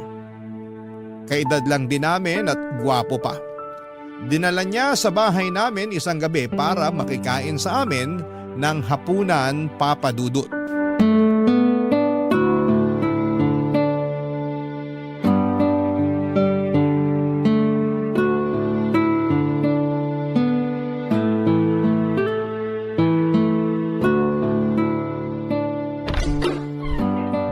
Vanessa, nakauwi na ako. Marvin, sakto uwi mo. Nakahanda na sa mesa yung hapunan. Lika na, kain na tayo. May kasama pala ako, katrabaho ko. Hi po. Hi! Deo, misis ko pala si Vanessa. Vanessa, bago kong katrabaho, si Deo. Totoo pala sinabi nito ni Marvin. Maganda pala talaga misis niya. Akala ko mayabang lang to eh. Mayabang talaga ako pagdating sa misis ko, no? Tignan mo, kilay pa lang ulam na. Parang mali naman na isipin na ulam yung kilay niya. Pero ang ganda nga ng kilay. Makapal at on fleek. Ako ang nagkikilay dyan tuwing day off ko. Ipaghihayabang ko lang ha. Tigilan nyo na yung kilay ko, baka mausog at magkauban bigla. Tara na sa kusina para makakain na. Kain na! Sana wala kang allergy sa hipon, Deo. Masarap pa naman tong buttered shrimp na niluto ko. Marami pa. Paborito ko to. Nako, hindi to makakatulong sa abs ko. Mapaparami kain ko nito. Nga pala Vanessa, matindi ang abs nitong si Deo. Pang sparkle artist sa GMA. Ipakita mo nga ngayon, Deo. Wag na, ano ka ba? Nakakahiya naman na sa harapan pa ng mga hipon papakita tong abs ko. Kesa naman mamaya mo pa ipakita yan eh. Lulubog na yan kapag naparami ka ng kain ng hipon at kanin. Huwag mo na lantad yung abs mo. Naniniwala naman akong pang-artista yung nasa tiyan mo. Kain na lang tayo, Marvin. Baka magtampo pa tong mga hipon kasi mas paborito natin pag-usapan yung abs ni Deo. Umaalog na tong abs ko sa humor mo, Vanessa. Gets ko na talaga kung bakit na-inlove sa ito si Marvin. Sense of humor mo palang ulam na eh. Puro na lang ulam ang nasa isip mo, Deo. Kumain na nga lang tayo para makauwi ka na. Di pa ako nakakapaglagay ng kanin sa plato ko, iniisip mo na agad na pauwiin ako. Hindi ah. Kung may baon ka lang na extra brief papatulugin na kita rito sa bahay namin. Sa susunod, magdadala ako ng 1 dosena ng brief, extra large. Sa day off natin, matulog ka rito ha. Oo naman. Ayos lang ba sa'yo, Vanessa? Ako nang bahala sa paghuhugas ng plato. Wala namang problema. Ayos lang sa akin, basta ayos lang kay Marvin. Mas lalong walang problema sa akin para naman masaya rito sa bahay. Bakit? Malungkot ka ba na tayong dalawa lang ang nandito? Naku, lagot ka Marvin, ayusin mo kasi. Ang ibig ko sabihin, masaya rin siguro kung masubukan natin paminsan-minsan na may bisita tayo. Pero kahit wala, ayos na sa akin na tayong dalawa lang. Lusot, hindi kulong. Kumain na nga lang tayo para makauwi na tong si Deo. Aray naman, gusto nyo talaga ata akong pauwiin eh. I-take out ko na nga lang tong kanin at hipon. Sa jeep ko na lang kakainin mamaya habang nasa biyahe. Joke lang naman, Deo. Kahit mamayang madaling araw ko pa umuwi, ayos lang sa amin. Gusto mo, manood tayo mamaya ng movie pagkatapos natin mag-dinner eh. Sige, game ako dyan. Pero ayos lang ba sa'yo yon, Vanessa? Oo naman. Nood tayo ng movie mamaya pagkatapos kumain. Tama na kwentuhan. Kain na tayo para makanood na mamaya. Imbes na kumain ay nagpatuloy pa rin sa tawanan at usapan sina Deo at Marvin, Papa Dudut. Hindi na nga ako gumatong pa sa usapan nila para hindi na yon humaba pa. Pero ganun pa rin. Tawanan lang sila ng tawanan na akala mo'y matagal na silang magkakilala. Hindi na rin ako nakaimik pa kahit gustuhin ko man. Parang nakalimutan na kasi nilang andun ako. At sila na lamang ang nagkakaintindihan sa mga pinag-uusapan nila. Kumain na lamang ako para makaramdam sila at doon na rin sila sumunod. Akala ko kapag nagsimula na silang kumain ay hindi na sila magkwekwentuhan. Pero hindi yun nangyari, Papa Dudut. Sumigi pa rin sila ng sumigi sa usapan. Late na tuloy kaming natapos kumain. Inaantok na ako noon pero ayaw pang umalis ni Deo. Gusto pa niyang manood ng TV at sinamahan tuloy namin siya. Ni Marvin na tuwang-tuwa rin. Habang magkakasama kami ay para ako naging third wheel sa kanila.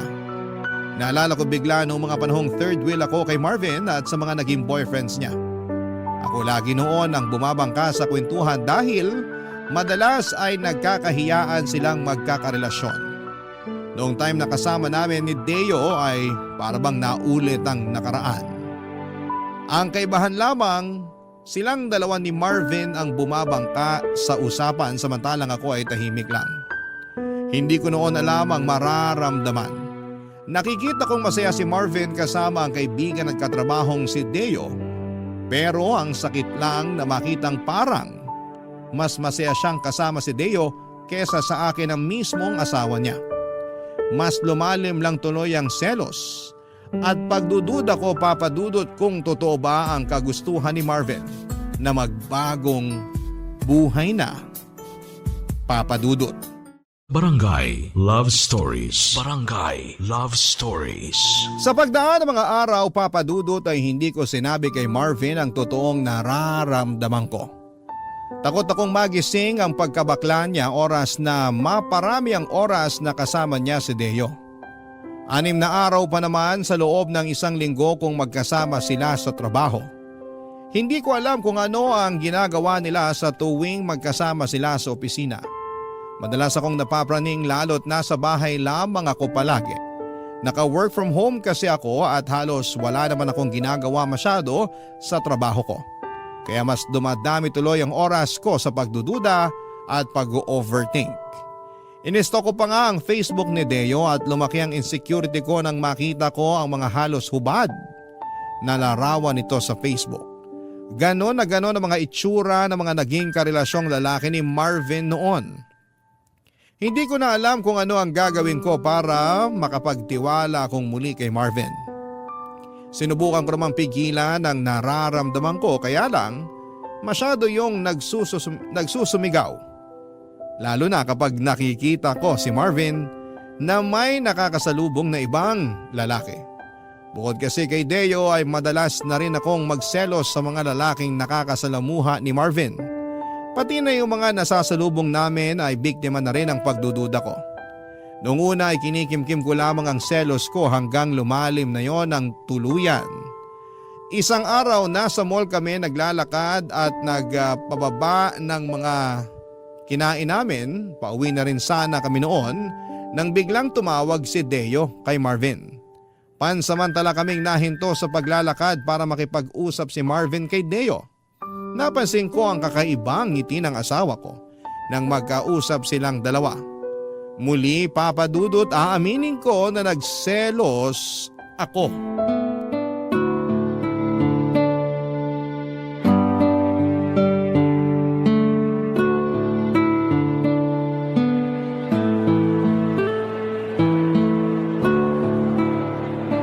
Ang hirap namang matunaw nung kinain nating kaldereta.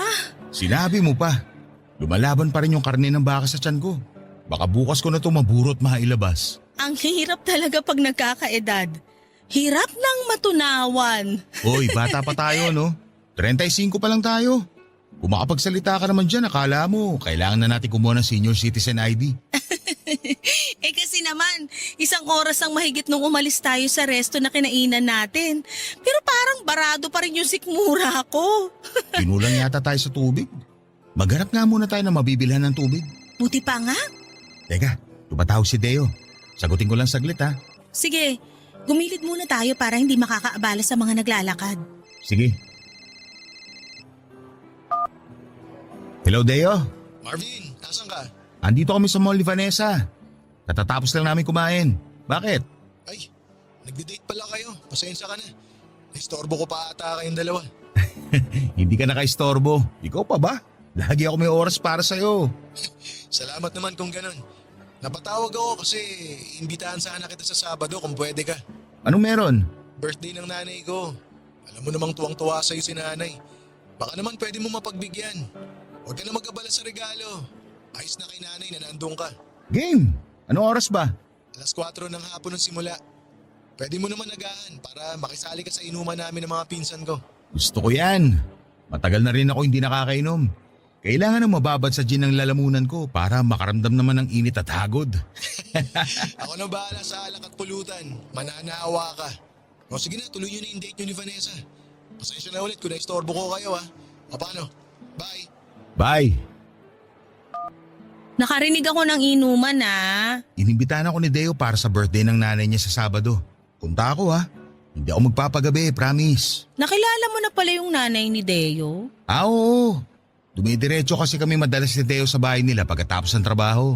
Kaya pala lagi kang late kung umuwi. Dumadaan ka pa kina Deo. Hindi naman palagi. Sa tuwing naghahanda lang ng merienda ang nanay niya. Kaya ngayon, super close na kayo ng nanay niya. Oo. Kaya naimbitahan na tuloy ako sa birthday niya sa Sabado.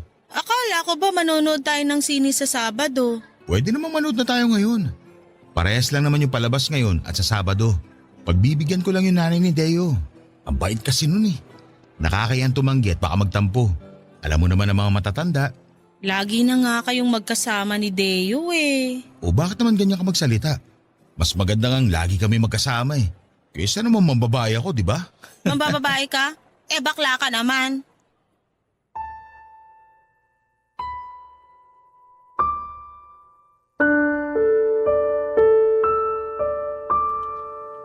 Papadudod, hindi ko maiwasang masabi yon kay Marvin dahil sa inis at selos ko.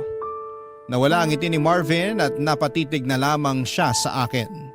Hindi siya makapaniwala sa mga sinabi ko at hindi namin pinag-usapan yon pagkatapos. Nagpanggap na lamang kami na parang walang nangyari. Tahimik kaming pareho habang pinagpapatuloy ang paglalakad. Alam naming nagbago ang mood namin pero wala ni isa sa amin ay walang gustong umamin. Gusto lang naming parehong makaiwas sa away at maiwasang mapag-usapan ang tungkol sa pagbulalas ko sa pagiging bakla ni Marvin. Naghanap kami ng mabibilhan ng tubig at nang nakabili na kami, nag-aya na agad si Marvin na umuwi na. Napagod na raw siyang maglakad. Gusto na raw niyang magpahinga. Tumango na lamang ako at sumunod sa kanya. Hanggang sa pagsakay ng jeep ay tahimik kaming pareho, papadudot. Pati sa pag-uwi sa bahay ay ganun din. Nagkulong siya sa kwarto at ako naman ay naglinis ng mga naiwan naming kalat sa sala. Kinabukasan ay naging okay na ulit kami pero ramdam pa rin namin ang ilangan sa isa't isa. Wala pa rin ni isa sa amin ang gustong pag-usapan ng mga nangyari sa mall. Isang hapon ay hindi ako mapakali at parang may nagtutulak sa akin para kausapin si Deo. Gusto ko siyang makausap para malaman niya ang nakaraan ni Marvin at para alam din niya kung saan siya lulugar. Baka sakaling maisip niyang irespeto ang relasyon naming mag-asawa. Alam kong emosyon ko ang nagdidikta noon sa akin at mali ko na sumunod ako sa gusto noon. Kinuha ko ang cellphone ko at tinawagan si Deo. Nakuha ko ng palihim ang number ni Deo nang minsang makaidlip si Marvin at nakabukas ang cellphone nito o papadudot.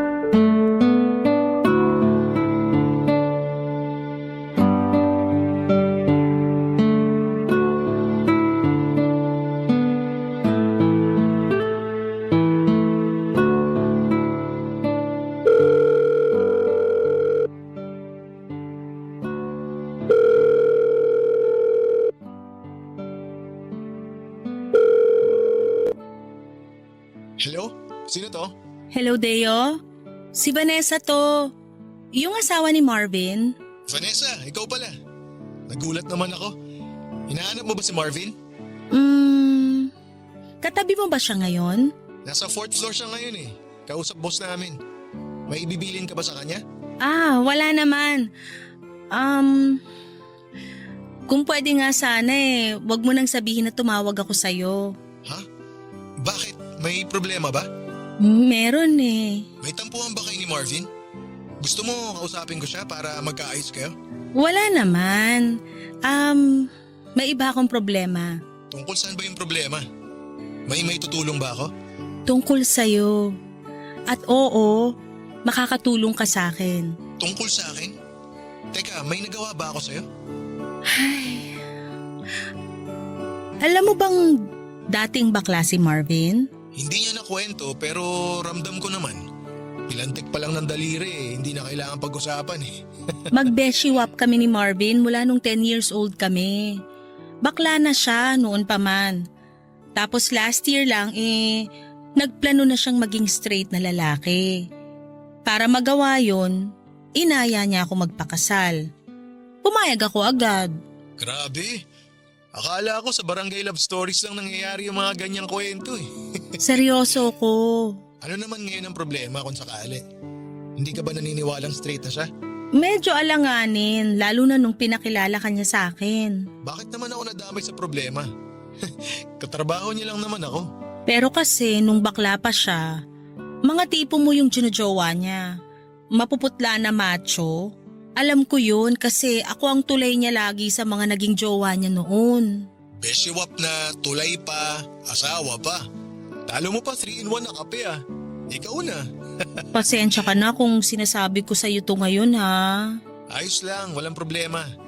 Mabuti nga't nasabi mo to sa akin. Ngayon alam ko na kung saan ako lulugar. Nadamay ka pa sa pagsiselos ko. Pasensya ka na talaga. Wala yun. Pero matanong lang kita, wala ka bang tiwala kay Marvin? Dati, meron. Kaya lang nagduda na ako nung lagi na kayong nagkakasama. Lagi talaga kami magkasama kasi magkatrabaho kami. Diyan nga ako takot eh. Dahil halos 9 hours kayong magkasama sa trabaho. Imposibleng hindi kayo magka-developan. Pagdating sa parting yan, malabo yan. Paanong malabo? Lagi kang binibida ni Marvin. Panay ang papuri niya sa kagwapuhan mo. Lalo na sa abs mo. Kahit sinong misis magdududa kung bukang bibig lagi ng misteryong katrabaho niya. Ako na nagsasabi sa'yo, kahit pa 15 hours kami magkasama ni Marvin sa trabaho, malabo magkagustuhan kaming dalawa. Bakit naman? Kasi may boyfriend na ako. 2 years na kami mahigit at masaya kami sa relasyon namin. Walang dahilan para magloko. Bakla ka rin? Hindi ba halata? Hindi lang pumipilantik mga daliri ko pero kulay pink ang pagkatao ko. Akala ko straight ka.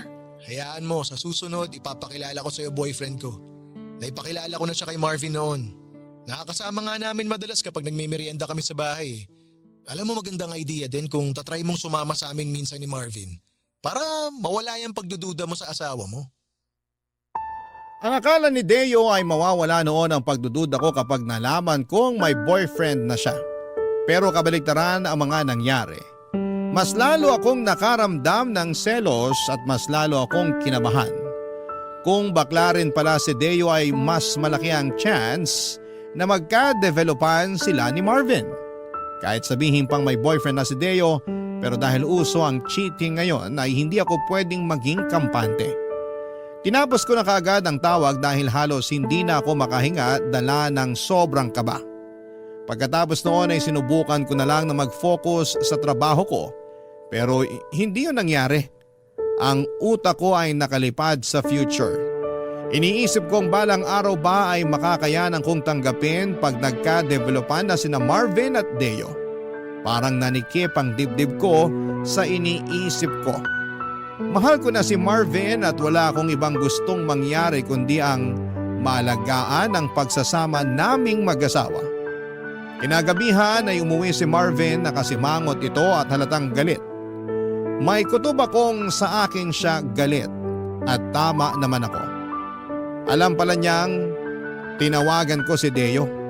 Hindi raw napansin ni Deo na nakabalik na si Marvin mula sa 4th floor at nasa likuran lang siya nito habang magkausap kaming dalawa sa cellphone.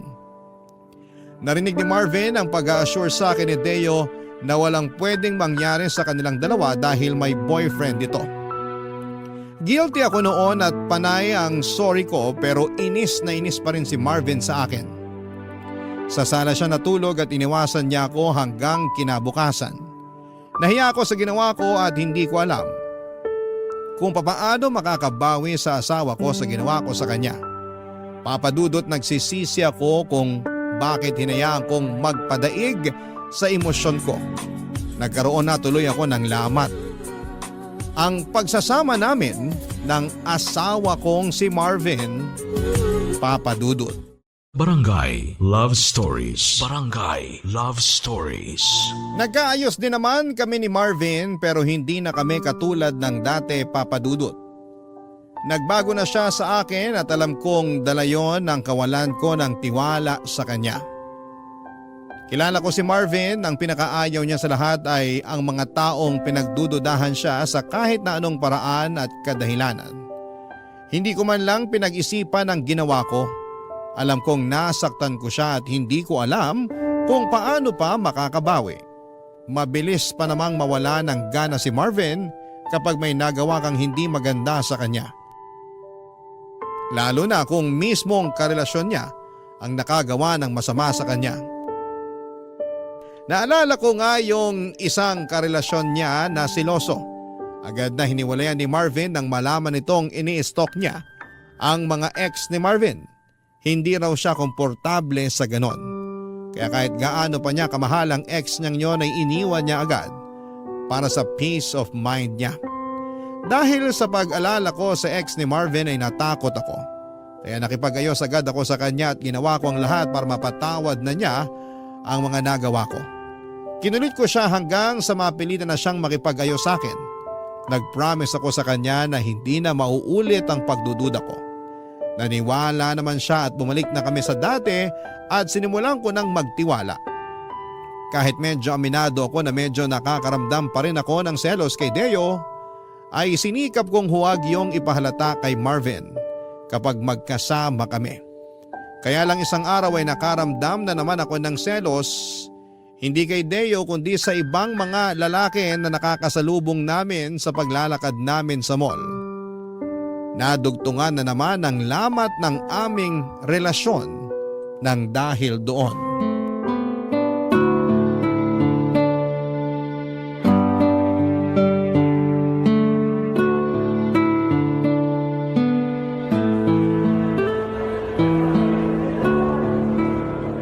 Pwede ba tayong dumaan sa second floor? Bibili lang ako ng bagong casing ng phone ko. Sure ka? Mas mura kaya online. Umorder ka na lang, free shipping pa. Sale pa naman bukas. Pwede, pero check pa rin natin dito. Maaga pa naman eh. Okay, pero daan lang muna tayo sa pharmacy. Bibili lang ako ng vitamins ko. Ay sakto, ubus na rin yung vitamins ko. Oo nga pala, O ano yon? wala. May nasalubong ka lang na gwapo na tahimik ka na bigla? Ano na naman ba ang pinupunto mo? Wala naman. Huwag mo sabihin pinagsisilosa mo yung nasalubong natin. Masama ba? Natahimik ka nung dumaan siya eh. Wow, grabe. Ang lagkit pa ng tingin mo. Ni minsan hindi mo ako tiningnan ng ganon. Seryoso ka ba? Akala ko ba hindi ka na magsiselos? Akala ko rin eh. Pero iba yung dating sa'yo nung nasalubong natin. Parang gusto mong lundagan. Parang gusto mong lapain. Ganyan talaga kahayok sa lalaki ang tingin mo sa akin? Una si Deo. Tapos ngayon ibang lalaki naman. Ang saklap ha. Pati hindi ko kilala pinagsisilosan mo. Nakakaselos kasing reaksyon mo nung dumaan yung lalaking yon. Kakaiba yung tingin mo eh. Masama na ba tumingin sa ibang tao ngayon? Anong gusto mo? Sa'yo lang nakadikit ang mga mata ko. Tama na nga, ayoko na ng away. Ayaw mo ng away. Pero ikaw naman to nagsimula. Kaya nga tinatapos ko na, di ba? Ano bang dapat kong gawin para matigil ka na sa pagsiselos mo? Wala. Tama na. Ayoko ng pag-usapan. Pag-usapan natin to para matapos na. Pag pinag-usapan natin to, baka relasyon na natin yung matapos. Matatapos talaga tong relasyon natin kung panay duda ka. Hindi kita pinagdudahan kanina. Nagselos at nagtaka lang ako. Ganon din yun. Hindi ka magsiselos kung hindi ka nagdududa. Umuwi na nga lang tayo. Wala na ako sa mood. Ikaw pa tong nawala sa mood ha. Eh di sorry na. Sorry kung pinagsilosan ko yung nasalubong natin. Huwag ka mag-alala. Last na yon. Duda ako. Pag nasimula mo na magselos, tuloy-tuloy ka na. Ganyan ka sa ex mo dati. Halos sakali mo na sa kakaselos mo. Alam mo naman palang selosa ako dati pa. Pero bakit pinakasalan mo pa ako? Kasi akala ko, bilang ilang dekada na tayo magkaibigan, buo na ang tiwala mo sa akin. Hindi ka pa tapos dumakdak? Ikaw, hindi ka pa tapos magselos? Hindi pa ako pwedeng manalo sa usapan na to? Bakit ko hayaang manalo yung pagsiselos mo? May karapatan ako magselos dahil asawa kita. Dahil mahal kita. Kahit asawa kita, wala ang karapatang pagdudahan ako. Lalo ng kasarian ko. Hindi ako nagdududa sa kasarian mo. Sinungaling, kung hindi ka duda sa kasarian ko, bakit halos ikamatay mo yung kakaselos sa lalaki na kasalubong natin? Hindi ako nakasagot sa sinabi ni Marvin, Papa Dudut. Nahiya ako bigla dahil alam kong tama siya.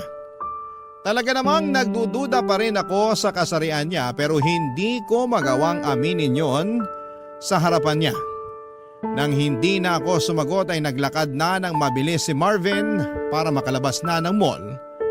Humabol naman ako pero hindi kami nag-usap. Sabay pa rin kaming sumakay ng taxi pa uwi at hindi pa rin kami nag-iimikan sa loob ng taxi hanggang sa makauwi kami ng bahay. Hindi na ako muling kinausapan ni Marvin kahit ilang beses na ako nag-attempt na pag-usapan namin ang mga nangyari.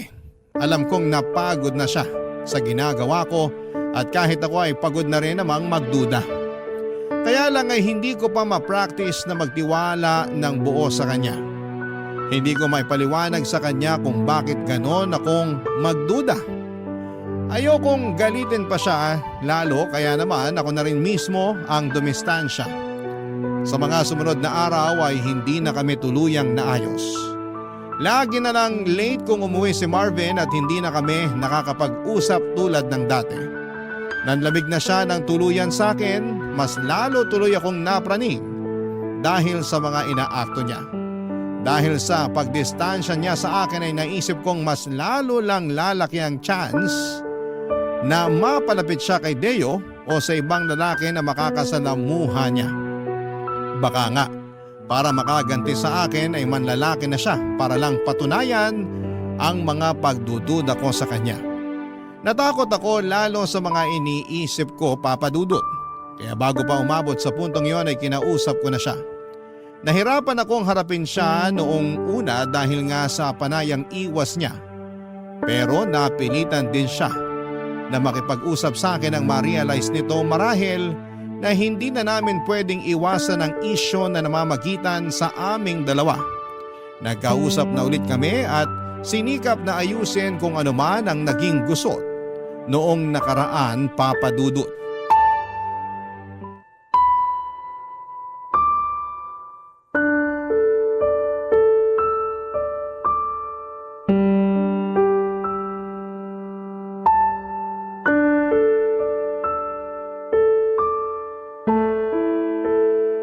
Buti naman at napapayag na kitang pag-usapan natin to. Wala naman na sana pag-uusapan kung marunong ka lang magtiwala.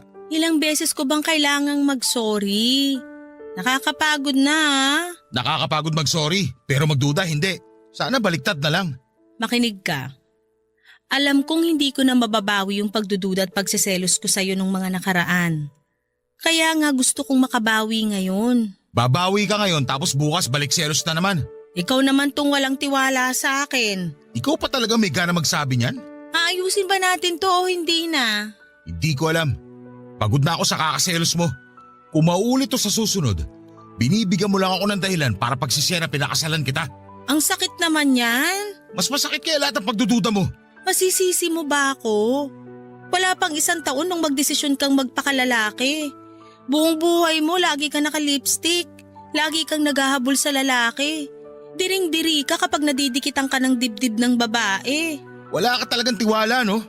Oo, aaminin ko hindi ganun kadaling panindigan to pagiging lalaki ko. Pero ginagawa ko. Araw-araw sinusubukan ko. Kaya sana, subukan mo rin magtiwala. Kasi nadadamay ako sa pagiging nega mo sa akin. Ayoko naman sanang maging nega. Kaya lang kasi, Kaya lang ano? paano kung isang araw mapagod ka na sa kakasubok? Paano kung isang araw ma-realize mo na mas gusto mo na lang uli maging bakla? Na mas gusto mong yumakap sa lalaki kaysa babae? Paano ako? Bakit kasi ganyan ka-advance ang utak mo?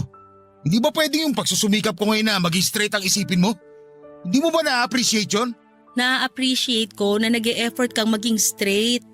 Pero hindi ko lang kasi maiwasang makaramdam ng takot sa tuwing may nasasalubong tayong gwapo tapos mapapatingin ka sa kanila. Ni sa hinagap, hindi ko naisip na lalaki ang pagseselosan ko. Vanessa, ikaw na itong pinili ko. Ikaw na itong pinakasalan ko. Marami naman dyan na pinili nga sa una. Pero sa huli, iniwan pa rin. Kaya hirap ka magtiwala kasi nakafocus ka sa mga mali ng iba. Hindi tayo yun. Iba tayo. Mahal kita at mahal mo ko. Hindi ba pwedeng yun na lang atupagin natin ngayon? Kesa lagi tayo mag-aaway dahil sa walang kwentang pagdududa mo. Paano bang gagawin ko? Nahihirapan na rin ako eh. Gustuhin ko man na di magselos, pero ramdam ko pa rin eh. Lalo tuwing wala ka rito sa bahay at kasama mo si Deo. Si Deo na naman. Ilang beses ko bang sasabihin sa'yo na magkaibigan lang kami? May karelasyon yun. Nakakahiya na pati siya idadamay mo sa pagsiselos mo. Kasi naman, panay-puri ka sa itsura niya. Lagi mong binabalita sa akin kapag pumapasok siya sa opisina niyo na mala artista yung datingan. Dahil lang doon kaya ka nagdududa? Mas matakot kapag naglilihim na ako tungkol kay Deo. Pati na rin sa ibang mga lalaki na kakasalamuha ko. Ibig sabihin lang nun, may mali siya na sa akin. Ayan, kinabahan na naman ako lalo. Bakit kailangan mong sabihin yan? Ay, eto. Naalala mo nung grade 6 tayo? Wala teacher natin nun tapos naglaro tayo ng truth or consequence. Naalala mo yung sinabi ko nun? Hindi ko na naaalala. O sige, para bumalik lang sa alaala mo. Nung tumuro sa akin ng bote at truth ang pinili ko, tinanong ako ng kaklase natin si Tracy kung may crush daw ba ako sa'yo. Ay oo, naalala ko na. Sumagot ka ng oo. Tapos nung tumuro uli sa'yo yung bote at consequence naman ang napili mo. Siguro naman natatandaan mo. Napaghalik sa'yo yung consequence na gusto nila ipagawa sa akin nun. At ginawa mo nga. Ramdam ko pa yung panlalamig ng labi mo. May halo pang nginig. Ikaw ba naman makascore sa crush mo? Hindi ba manlalamig labi mo sa kaba? Ako pa yata yung first kiss mo eh. At puppy love ko. Talaga? Ako? Hindi man ikaw ang first love ko, pero ikaw ang puppy love ko. Ikaw ang pinakaunang kilig sa buhay ko bago ako lumiko at natuto man lalaki. Ay, aaminin ko sa'yo, na-attract pa rin ako sa lalaki. Aaminin ko rin, nung bagong pasok si Deo sa office namin, nagkakrush ako sa kanya. Pero panandalian lang yun. Nawala rin kagad na ma-realize ko na maayos pala siya na maging kaibigan. Hindi ko alam kung nakatulong ba yung sinabi mo sa pagiging selosa ko. Ito, hindi ko alam kung makakatulong pero susubukan ko. Walang halong biro. Ikaw na ang gusto kong makasama habang buhay. Wala nang iba. Napakaswerte kong napangasawa ko ang best friend ko. At napakatanga ko kung gagawa pa ako ng dahilan para magkahiwalay tayo. Oo, ramdam ko pa rin ang pagiging bakla ko. Hindi ko agad yun matatanggal sa sistema ko. Pero kung meron pa akong isang hindi matanggal sa sistema ko, yun yung kagustuhan ko na maging katuwang ka sa buhay at makasama ka hanggang sa pagtanda. Nakatitig lang sa akin si Marvin habang sinasabi ang mga linya niyang yon. Aaminin kong nakatulong yon para mabawasan ang nararamdaman kong selos at pagdududa. Niyakap ko na lamang siya dahil hindi ko rin alam kung ano ang susunod na sasabihin para hindi masira ang moment namin. Pagkatapos noon ay nagbalik na kaming muli sa masayang relasyon namin. Kaya lang, ramdam ko na noon ng pagiging maingat ni Marvin. Ramdam ko rin na napapraning na siya sa tuwing lumalabas kami at nakakasalubong kami ng gwapong lalaki. Iniiwasan na rin niya si Deo at ramdam ko ang lungkot niya noon. Alam ko naging close na silang dalawa at nakasira lamang ang pagsiselos ko sa samahan nila. Aaminin ko na hanggang ngayon ay hindi pa ganoong kabuo ang tiwala ko kay Marvin. Siguro'y likas na sa akin ang magduda dahil yun na ang nakasanayan ko sa mga dating nakarelasyon ko. Pero bala ko na sana yung itigil kaya lang ay hindi ko alam kung papaano. Ayoko magkasira kami ni Marvin dahil wala na akong ibang gustong makasama kundi siya na lamang talaga. Lalo't nagbabalak na kaming magkaroon ng anak bago matapos ang taong ito. Hindi naman makakatulong kung may ilangan pa kami pagdating sa tiwala kung paplanuhin na naming bumuo ng pamilya. Baka naman may tips kayo kung paano mawawala ang pag-overthink ko. Kung paano mawawala ang pagdududa at ang pagsiselos ko. Gusto ko sanang maayos ang relasyon namin pero sana'y matulungan ninyo ako kung papaano. Salamat po sa mga susubok na tumulong at magpadala ng komento sa inyong Facebook page. Salamat na rin po sa team sa Barangay LS sa pagdinig at pagbabahagi ng aking kwento. Ang inyong forever kapuso at kabarangay, Vanessa.